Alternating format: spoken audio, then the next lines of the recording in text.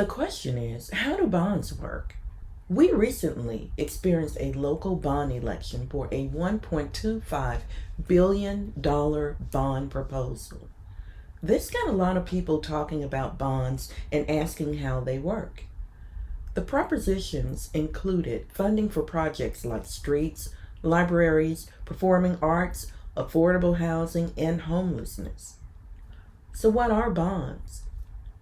Think of a bond like a loan. Bonds can be issued by a country, company, or municipality when they need money. Like we recently experienced here with our local bond election, the city of Dallas is the bond issuer. The company or person paying the money, or as it is called, principal, for the bond is the bond holder. The bond holder expects to receive their principal back plus interest for loaning the money. This is called a coupon, where the principal, interest, and maturity date are established so the bondholder knows what to expect. When a bond matures, the bondholder is paid. Bonds are referred to as fixed income investment instruments. Bonds are bought and sold on the open market. Like any investment, there are risks.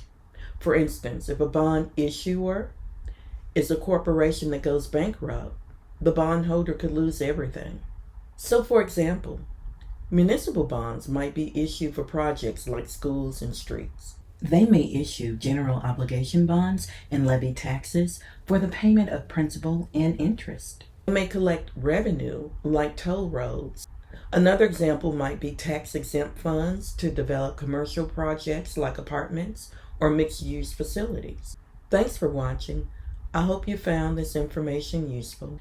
Feel free to share this video with anyone that will benefit from the information. Tell me if you have video ideas, and like or subscribe to know when I add more videos. Make it a great day.